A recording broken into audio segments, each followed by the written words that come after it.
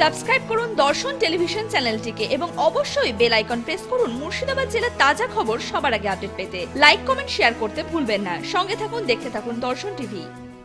এক গৃহবধূ খুনে চাঞ্চল্য ছড়ালো সদর শহর বহরমপুরে। ওই মহিলাকে খুন করা হয়েছে বলে দাবি মৃতার পরিবারের। জামাই, শ্বশুর, শাশুড়ির শাস্তির দাবি পরিবার বর্গের। আমি কালকে রাত্রি 10টার দিকে আমার মেজো ভাই ফোন করে বলছে, দিদি আমাদের সর্বনাশ হয়েছে। তা আমি বলছি কি হলো রে? বলছে ঋতুর অবস্থা খারাপ। তা আমি বলছি আমি তখন যেতে পারবো, তাহলে আমি সকালে যাব, দেখ তোরা কি। তারপরে আমার ভাই বহরমপুরে এসে দেখে তখন ফোন করে বলছে যে মারা গিয়েছে। এখন এরা বলছে যে গলায় দড়ি দিয়ে মানে মারা গিয়েছে, কিন্তু আমি সকালবেলা এসে আমি নিজের চোখে দেখলাম আমার ভাই যে এইখানটায় আঙুলের ছাপ আছে আর এই গালে 5টা আঙুলের ছাপ আছে। আমি নিজের চোখে দেখেছি, আমার মেয়ে ভিডিও ক্যামেরা করে নিয়ে এসছে।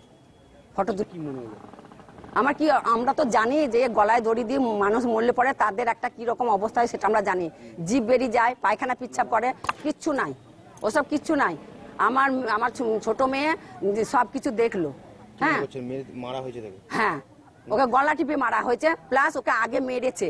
হ্যাঁ, ও নিশ্চয় পালিয়ে আসার চেষ্টা করেছিল, ওকে আসতে দেয়নি। যেহেতু ওর স্বামী বাড়িতে আছে, তাহলে সেই মেয়ে কি করে সুসাইড করে? হ্যাঁ, আর ওখানকার পড়শিরা বলছে মানে 6:45 থেকে 7:30 থেকে ওদের ঝামেলা হচ্ছে। ওর স্বামী ডাইরেক্ট বাড়িতে আছে, তাহলে সে মেয়ে কি করে সুসাইড করে? ডোমকল পুরসভা, মানুষের সাথে মানুষের পাশে। জনস্বার্থে ডোমকল পুরসভা ও পুরপতি সৌমিক হোসেনের পক্ষ থেকে প্রচারিত।